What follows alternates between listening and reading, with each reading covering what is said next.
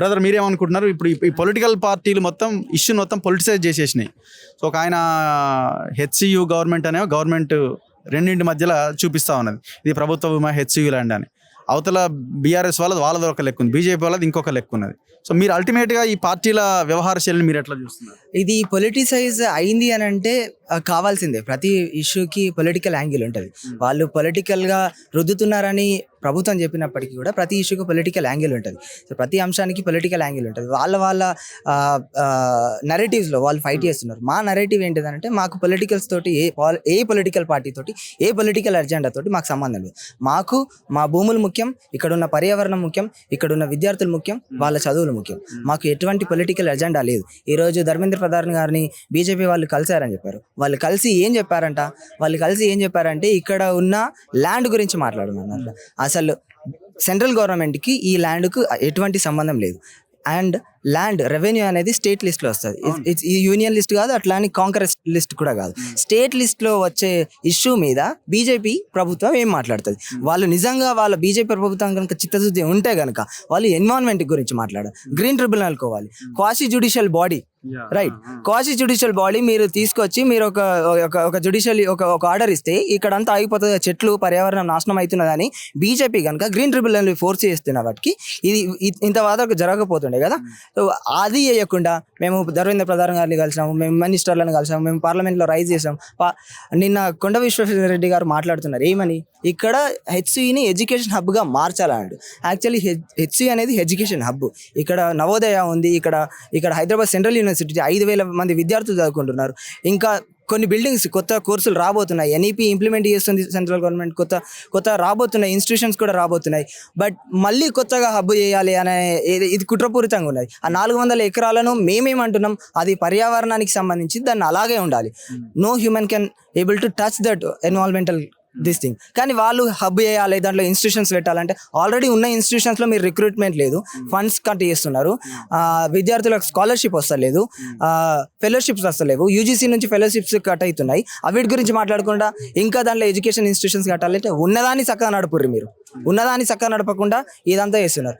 ఈ రేవంత్ రెడ్డి గారు మొన్న అసెంబ్లీలో మాట్లాడుతూ ఏమంటున్నారు అంటే ఇది ప్రభుత్వం భూమి. ఇది ప్రభుత్వం భూమి కానే కాదు. ఇది 2004లో అందరికీ తెలుసు, చరిత్రలోకి వెళ్ళి చూస్తే చాలామంది మాట్లాడుతున్నారు. 2004లో ఇది ట్రై పార్టీ అగ్రిమెంట్ జరిగిందని మాట్లాడుతున్నారు. ట్రై పార్టీ అగ్రిమెంట్లు ఎవరెవరు ఉన్నారు?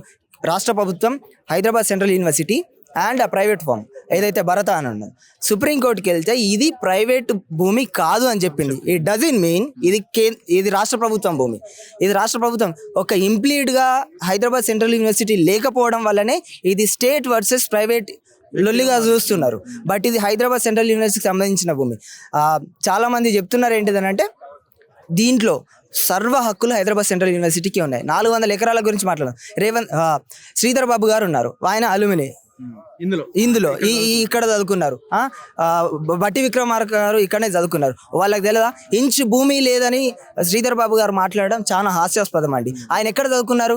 ఈ ఇన్స్టిట్యూషన్లో కదా, ఈ బిల్డింగ్లలో కదా. ఇక్కడ ఇంచు భూమి కూడా హెచ్సియు పేరు మీద లేకపోతే మరి మీకు డిగ్రీలు ఎవరు ఇచ్చారు? ఏం అధికారం ఉన్నదని హెచ్సియు నుంచి మీరు డిగ్రీలు తీసుకున్నారు? ఇక్కడ భూమి లేకపోతే ఇదంతా గాలిలో ఉన్నట్ట. ఇటు ఎంప్లాయీస్ అందరు గాలిలో పనిచేస్తున్నారా?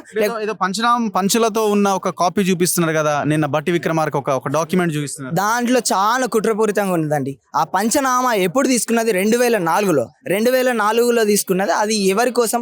ఆ భూమి ఆ ప్రైవేట్ కంపెనీకి డెవలప్మెంట్ కోసం తీసుకున్న భూమిని ఆ రోజు జరిగిన ట్రై పార్టీ అగ్రిమెంట్.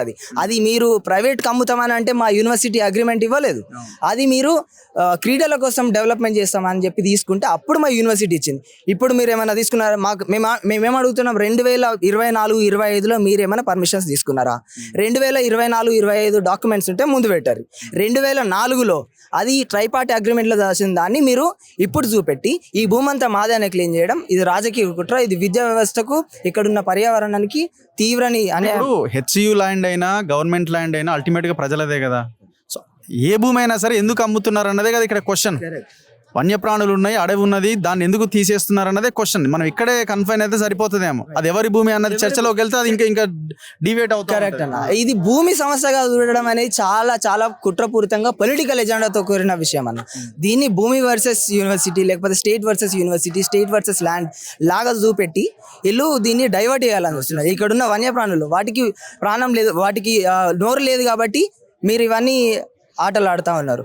అండ్ ఇంకోటి, ఈ భూమిని ఎందుకు ఈ భూమినే కావాలనుకుంటున్నారు అంటే దీంట్లో మనలు తెలంగాణ ప్రజలు అర్థం చేసుకోవాల్సిన విషయం ఏంటిదంటే, రాష్ట్ర వ్యాప్తంగా ఈ రాష్ట్ర ప్రభుత్వం ఎక్కడ కూడా భూమి తీసుకోవాలని ప్రయత్నించినా కూడా ప్రజలు పెద్ద ఎత్తున తిరగబడుతున్నారు. లగచర్లలో మనకు తెలుసు, గిరిజనుల పైన దాడి చేసింది తెలుసు, గిరిజనులు రిటాలియేట్ చేసింది తెలుసు, వాళ్ళు నిరసన తెలిపి వాళ్ళని పోలీసులు అరెస్ట్ చేసింది తెలుసు. రాష్ట్ర వ్యాప్తంగా ఏడ కూడా భూమి తీసుకోవాలన్నా కూడా రాష్ట్ర ప్రజలు ఒప్పుకోవట్లేదు. ఇది సెంట్రల్ యూనివర్సిటీ, దీన్ని సాకుగా చూపెట్టి ఇక్కడ భూమి దిగ్గుకుంటే నీకు ఓట్ బ్యాంకు నష్టం లేదు. దట్టు ఇంకోటి, ఇందులో అంతా అదర్ స్టేట్స్ వాళ్ళు కూడా ఉంటారు కదా. కరెక్ట్. కాంగ్రెస్ పార్టీకి ఓటు బ్యాంకుకి ఎటువంటి నష్టం జరగదని చెప్పి ఈ సెంట్రల్ యూనివర్సిటీ భూమిని తీసుకునే ప్రయత్నం చేస్తున్నారు.